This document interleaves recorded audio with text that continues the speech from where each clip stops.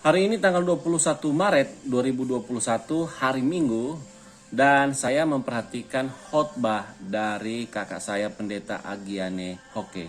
Terutama itu menyangkut kitab Kejadian. Ya, kita membicarakan tentang sejarah kejatuhan manusia pertama di dunia, kejatuhan manusia di dalam dosa. Ini yang digambarkan dari kitab Kejadian. Kemudian secara umum ada kesan yang nampak dari kitab Kejadian bahwa seolah-olah semua ini dikarenakan perempuan. Kemudian yang berikutnya, kakak saya juga menyampaikan suatu ilustrasi didasarkan pada cerita rakyat tentang Laseo dan Rumongi. Sifatnya sama juga. Bagian ini mendiskreditkan perempuan. Tapi di sini saya tidak membahas tentang stigma atau label terhadap perempuan. Entah dikatakan atau terkesan sebagai sumber dari akar masalah kejatuhan manusia di dalam dosa. Itu sudah banyak dibahas. Saya juga tidak membahas tentang Adam. Saya juga tidak membahas tentang karya spektakuler si iblis yang membuat jebakan sehingga manusia jatuh di dalam dosa. Saya juga tidak membahas tentang Laseo dan Rumongi. Tetapi hal yang menarik yang menjadi perhatian saya adalah pohon pengetahuan yang baik dan yang jahat. Hai, Adriani di sini. Selamat datang di channel pribadi saya dan kita mulai.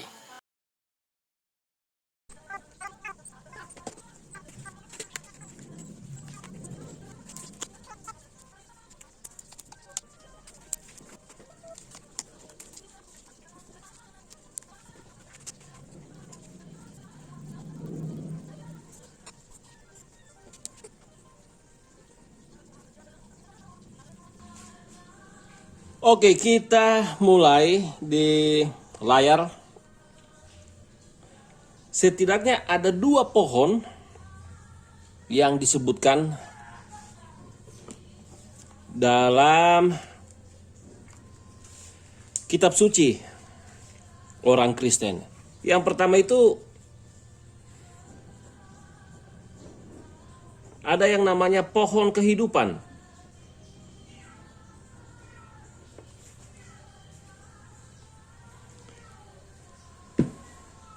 Yang pertama itu disebutkan pohon kehidupan. Nah, pohon ini berbeda dengan pohon pengetahuan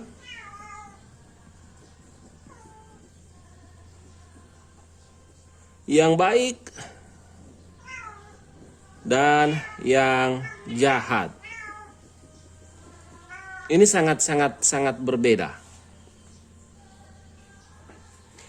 Jadi perlu diketahui untuk kitab Kejadian berkaitan dengan pohon yang ada di Taman Eden. Ada dua, yang pertama itu pohon kehidupan. Yang berikutnya ada pohon pengetahuan yang baik dan yang jahat. Kemudian kita mengenalnya juga. Di situ ada dua aktor. Aktor pertama adalah Hawa, yang disebut-sebut memberikan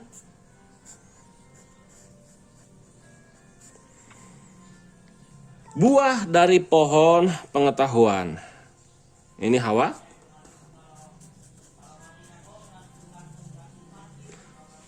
Kemudian yang berikut, kita kenal aktor lagi, satu aktor lagi. Si Adam, yang ikut-ikutan memakan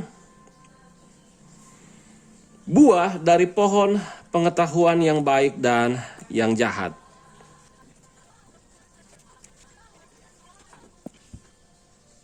Nah, Yang menarik lainnya dikatakan, bisa dilihat lebih jelasnya di Kejadian, masih di seputar Kejadian.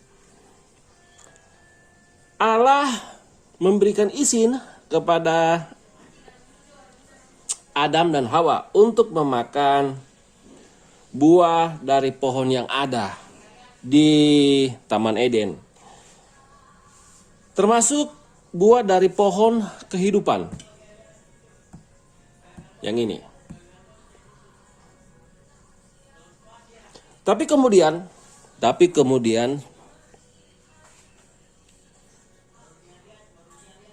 mereka juga memakan buah yang dilarang, yaitu buah dari pohon pengetahuan yang baik dan yang jahat. Ini pohonnya. Jadi ada dua pohon. Satu, Tuhan mengizinkan untuk memakan buah dari pohon kehidupan. Dan satu yang sama sekali tidak bisa dimakan, dilarang untuk dimakan. Tapi mereka kemudian memakan itu karena ya seperti yang saya katakan tadi, dosa merupakan jebakan, hasil karya spektakuler dari iblis atau jebakan yang menyebabkan manusia jatuh di dalam dosa. Kita masih lanjut. Dan perhatian saya lebih kepada pohon pengetahuan yang baik dan yang jahat. Nanti kita akan bahas lagi berkaitan dengan pohon kehidupan. Nah,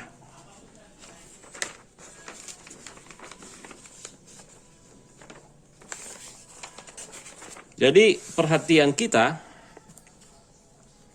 lebih kepada yang ini. Pohon pengetahuan yang baik dan yang jahat. Buah itu yang menyebabkan manusia jatuh di dalam dosa. Adam dan Hawa. Ini yang mengawali sejarah manusia jatuh di dalam dosa. Dan mereka ini dikenal dalam sejarah dan perkembangan manusia. Pembahasan saya lebih kepada sosiologi religi. Kita akan melihat ini bagaimana ini dapat menyebabkan manusia jatuh di dalam dosa.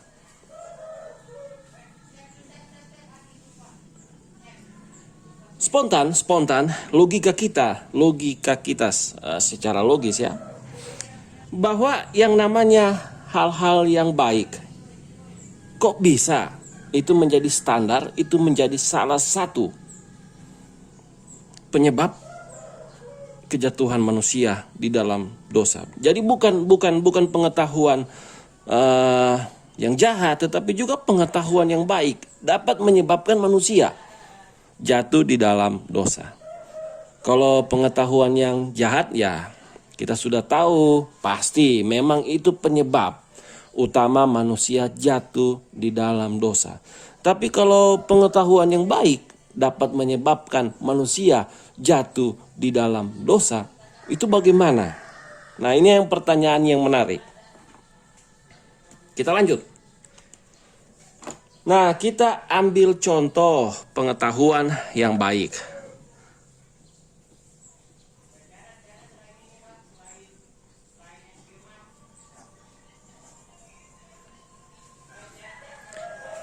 Sampai kenapa hal ini juga dapat menyebabkan manusia jatuh di dalam dosa.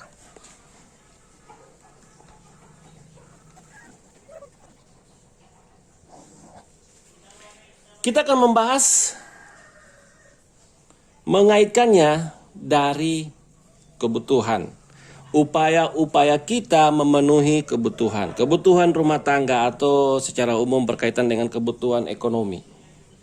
Setiap orang, setiap kita. Terlebih atau secara khusus ketika kita sudah menikah atau belum menikah, kebutuhan itu menjadi salah satu bagian yang harus kita cukupi. Bagaimana cara kita bisa membeli pulsa data? Bagaimana cara kita bisa menghasilkan pendapatan yang luar biasa dengan cara bekerja?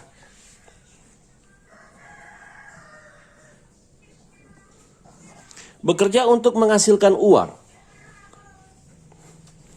Dan kita masih membahas tentang pengetahuan yang baik. Bekerja untuk menghasilkan uang. Uang yang kita hasilkan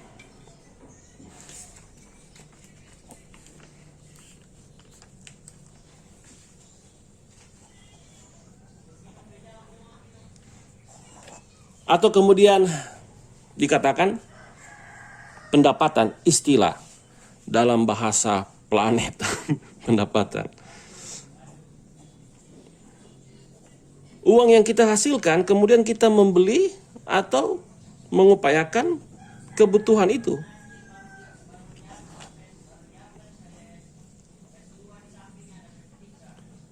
Kebutuhan istri, kebutuhan suami, kebutuhan anak-anak, atau kebutuhan secara umum, kebutuhan rumah tangga.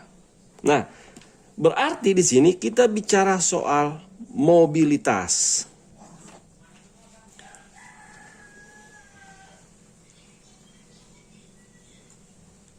Kalau kita bicara soal mobilitas, ada beberapa hal berkaitan dengan mobilitas sosial. Yang pertama itu aktivitas. Yang kedua itu rutinitas.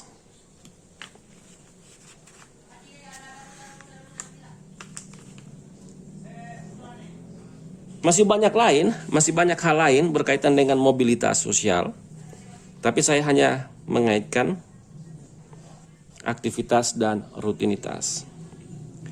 Ini yang menyebabkan kita kemudian menjadi sibuk. Dan akhirnya kita lupa diri bahwa ada aktivitas tertentu yang memang itu menjadi suatu kewajiban kita sebagai orang yang beragama.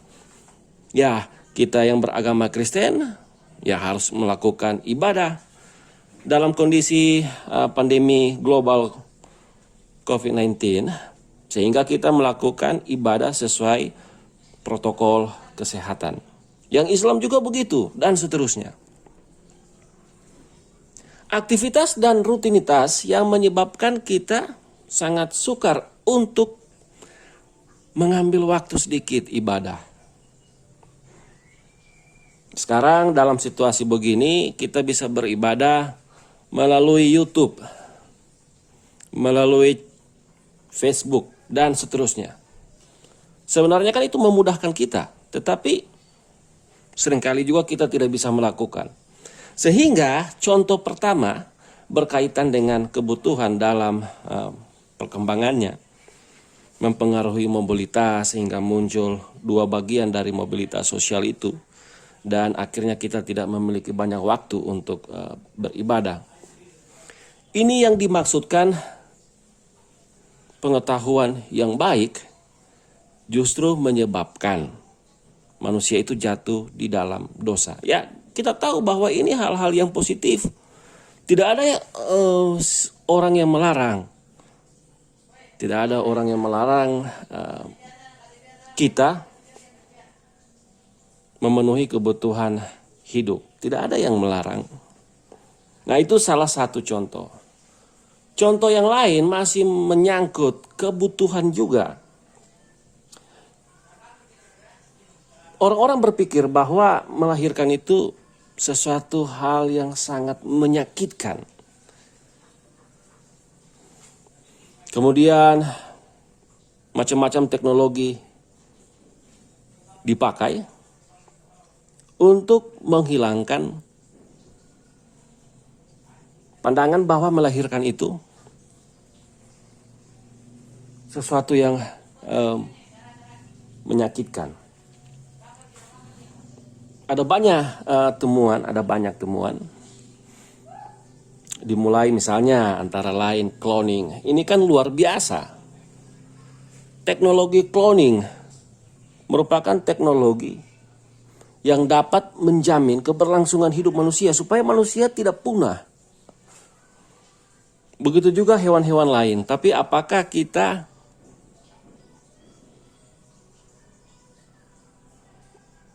dapat melihat itu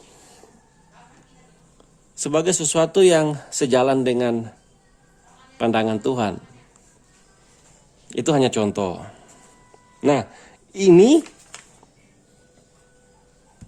alasan sehingga pengetahuan yang baik juga dapat menyebabkan manusia jatuh di dalam dosa.